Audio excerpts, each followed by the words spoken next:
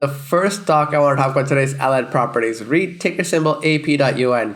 Allied is a leading provider of distinctive urban workspaces in Canada's major cities such as Toronto. They have a mission to provide knowledge-based businesses with workspaces that are not only sustainable but also promote wellness. And considering today's modern work environment, a hybrid work option is seen as a must, as a minimum for new employees. Allied's vision is on point to promote the level of connectivity. To promote the level of diversity, they have a leading network of data centers and workspaces to provide for today's modern work environment. The stock price is currently trading in the low 30s, which gives it an amazing entry-level yield at 5.45%. Allied is essentially making a bet that strategic urban workspaces will still be in demand in today's modern work environment. And to a certain degree, I agree with that, as companies are still trying to figure out the right mix between work from home and work from office. That level of flexibility needs to be figured out, especially to retain good employees. And employees who primarily want to work from home, who want to be remote, they have leverage because of today's tight labor market. So my thought is that it will take some time before the office sector sort of settles down to a new level of normal. And to a certain extent it has, but there is some push and go. Allied Property reported solid Q2 2022 results with an average in-place net rent per occupied square foot hitting a record of $25.29. That's up 4.1% year over year. Funds from operation per unit came in at 61 cents for the quarter. That's up 1.2% from last year. This gives an FFO payout ratio of 72.1%, so the distribution is safe. Another key metric to consider when you're evaluating REITs is to look at same asset NOI. NOI standing for net operating income. Property REITs such as Allied will add or subtract to their portfolio. So when you compare period over period, you're not comparing all the same properties in that comparison. That's why you compare the same asset period over period. You can get an idea of how the portfolio is doing as one of the key KPIs. So in this case, for Allied Properties, their same asset NOI for Q2 2022 came in at $84.8 million. That's up $500,000 from last year. And at the end of their first quarter, Allied had the largest acquisition ever, the largest equity issuance ever, with an equity issue of $50 per share. This deal was valued close to $800 million. No doubt, Allied is still in growth mode, continuing to expand its portfolio, which is great for investors and future dividend growth. And other signs of growth across the Allied portfolio, a number of properties are going through some strategic upgrades. They'll bring in even more revenue as a number of tenants move in and occupy those spaces as soon as those upgrades are finished. And when you take a look at the stock price itself, the stock is massively undervalued when you compare its current price to its fair value based on a future discounted cash flow analysis. And recently, Allied announced that the office component of The Well is now 98% leased to 15 knowledge-based organizations. And more specifically, a leading tech organization has already signed 90,000 square feet of office space in that tower that will start November 2023. And that brings in guaranteed revenue for Allied for the next 12 years. This is an important milestone for the company, completing this premier mixed-use urban tower. One that will not only shape Toronto's core downtown, but also its skyline. The next stock I want to talk about is Royal Bank, ticker symbol RY. Dividend investing, just like any other investing strategy, has its own risk and reward relationship. That means your money and that dividend income stream is not 100% safe, because that stock price could easily decline during a market downturn, and that stock payout ratio can easily become overburdened during an economic collapse. And in today's uncertain environment, income investors are seeking the safest of dividend stocks. And when I'm asked, hey, what is the safest dividend stock that you could recommend in today's uncertain environment? Well, for me, it's an easy answer for a few short reasons. One, it's a large cap stock that's an industry leader. It's been growing its dividends for over a century. And today, the stock price is trading around $125 a share, which gives it a solid yield of 4.1%. with a payout ratio that's in the low 40s. And right now, in my opinion, this is a great time to either start or grow your position in RBC. One, because it's an industry leader that you're getting with an amazing and healthy yield that has ample room in its payout ratio to grow that dividend.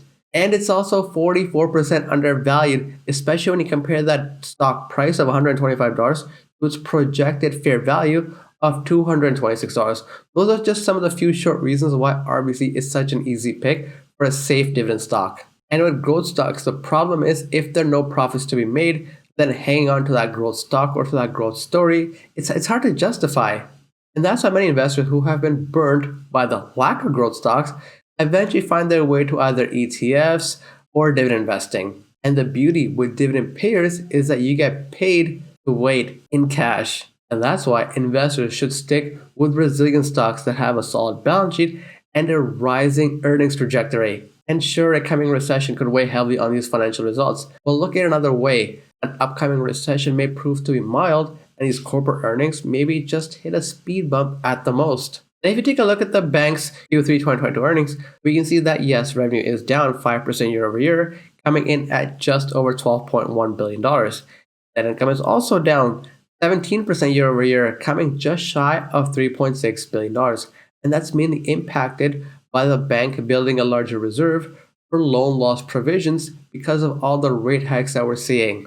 And yes, there's no sugarcoating it. RBC's Q3 2022 results were just plain ugly, especially when you consider the fact that over $340 million was set aside for just expected bad loans. So am I worried about the future of this bank and its ability to generate like a boatload of cash? The short answer is no. If I see the stock price take a dip, what am I going to do? I'm going to just pick up more shares and build up my position. Here's the thing. RBC has a well-diversified business model, taking either the number 1 or the number 2 place in key Canadian banking categories.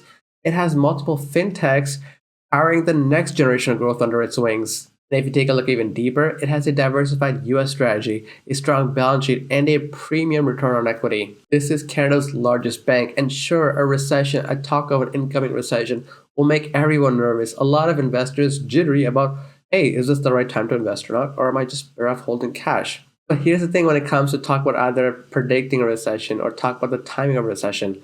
No one can perfectly time when or if a recession will occur. But here's what you can do instead. RBC, as you can see, is a well-known stock. It has diversified revenue. It has a diversified business model with multiple sources of revenue. So how do you approach the stock? Well, that's easy. Stop trading and start investing. There is a difference. As you build out your portfolio, you can use the stocks I mentioned in this video as a starting point, as I've done part of the research for you.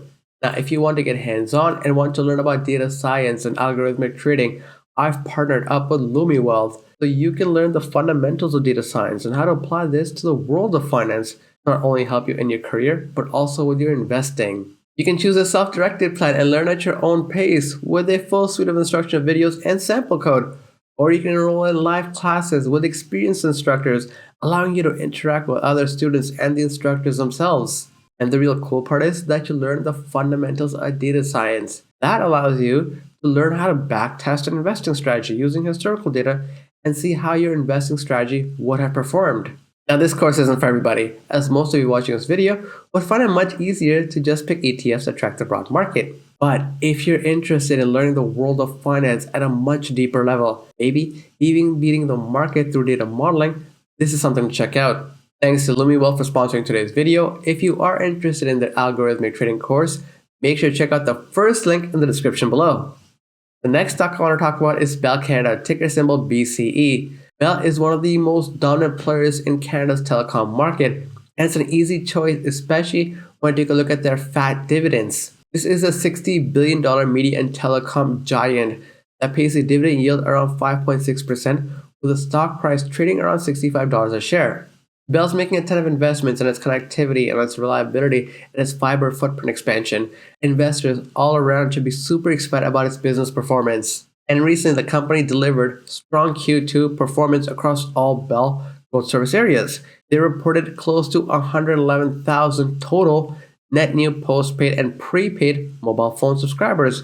That's close to double the growth year over year. Meanwhile, digital revenues increased 55% year over year, now make up more than a quarter of Bell's media businesses. And that investment reliability we were just talking about, well, Bell is investing over $1.2 billion in CapEx focus on accelerated fiber rollout and 5G network deployment. When it comes to iconic Canadian brands, Bell is just in a league of its own. And no matter how strong the headwinds are, Bell will make sure that investors are made whole with a strong stream of dividend payments. And that's why you can just sit back, relax, own this dividend stock for a lifetime of passive income. Bell has raised its dividend by at least 5% in each of the last 14 years.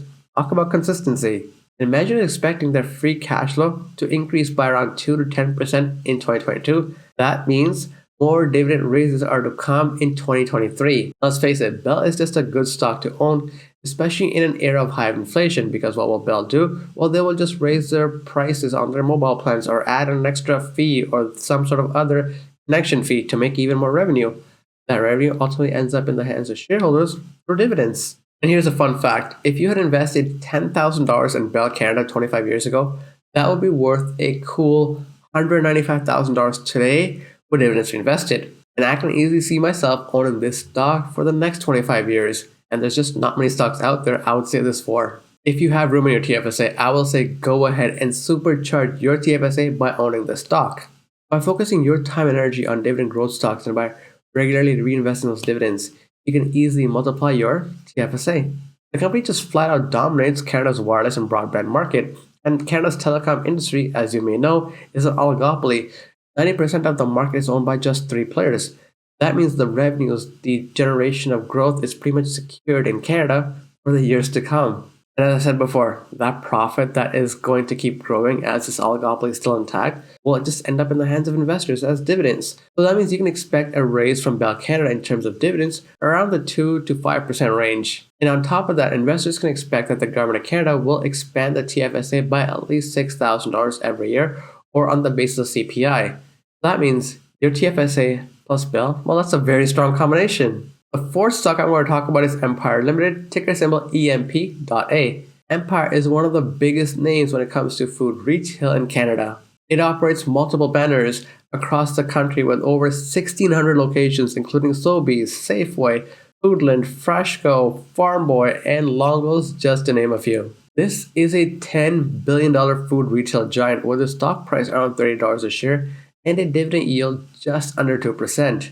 Empire recently reported their Q4 results and they did not disappoint. Earnings per share grew over 6% from 64 cents last year to 68 cents for fiscal 2022. Gross margin, that's up 17 basis points. EBITDA margin, that's up 10 basis points.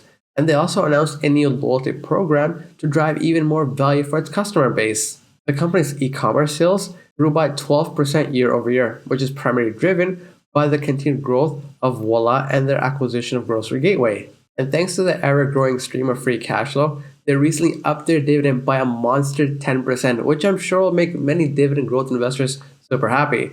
And if not, well, at least it made me really happy. And not only that, but they also intend to repurchase up to $350 million worth of their shares thanks to the buyback program in fiscal 2023. And that loyalty program I was just talking about, in June, they recently announced co-ownership of Scene+, which, as many of you know, is a leading loyalty program in Canada backed by Cineplex and Scotiabank. And if you don't know what Scene+ is, here's a quick breakdown. Members can enjoy movies, travel, shopping, dinner, and more.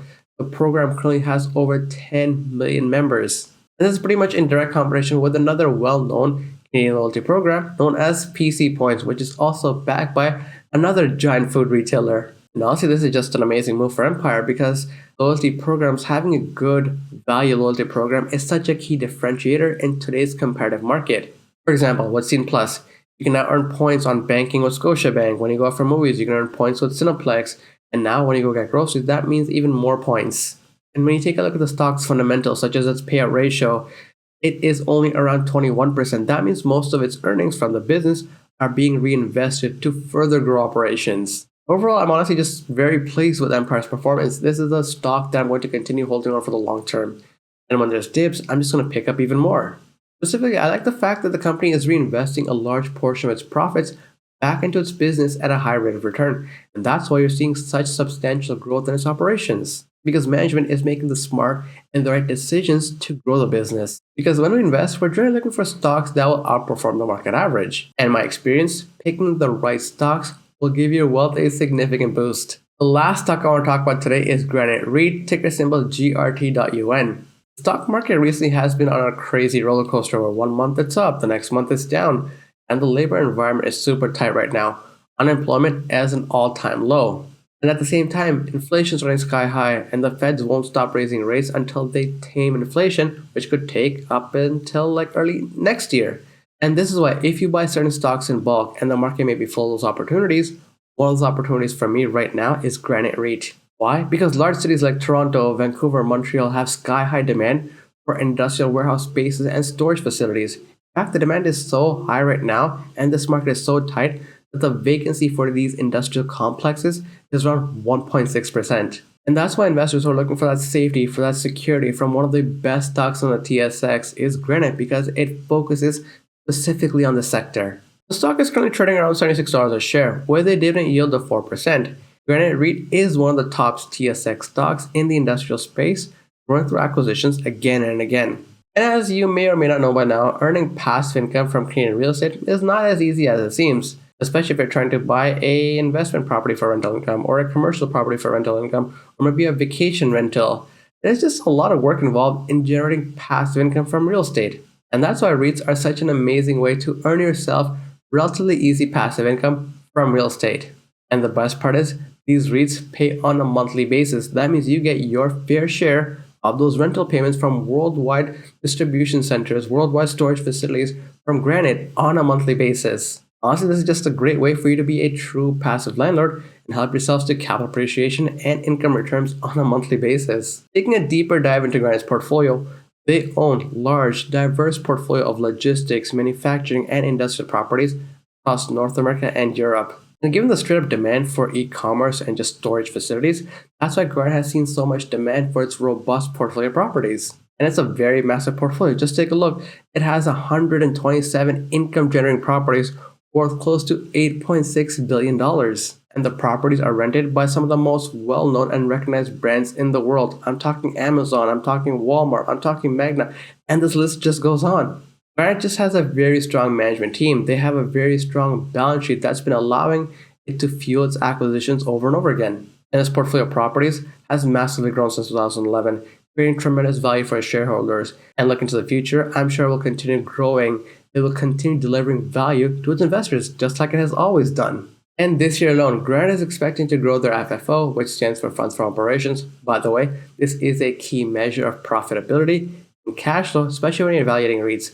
They're expecting to grow this by 10%. If you take a look at its large development pipeline, I'm sure it can easily grow that in 2023, 2024, and beyond. As its FFO grows, the dividend does also grow right alongside with it. And if you take a look at since 2012, it has grown its dividend by an average of 4% annually. And I don't see it stopping anytime soon, especially given the demand for its properties. Given its acquisition mindset, it's just a beast when it comes to growth, especially in the key industrial landscape. Let's put some numbers into perspective. Let's say you invest $50,000 into this stock. That means you'll be collecting on a monthly basis a rent check of around $167 or so. And this payment will grow every single year as the Granite REIT continues to grow through acquisitions, continues to grow its FFO. So it's just an amazing win for investors, for management, for everyone involved. Thank you so much for watching. Hopefully you had some meaningful takeaways from this video. Make sure you hit that like, subscribe, and thanks button, because it lets me know to produce more content like this. And make sure to check out that first link to learn all about that algorithmic trading course by Lumen Wealth. That's it for now. I'll talk to you in the comments section.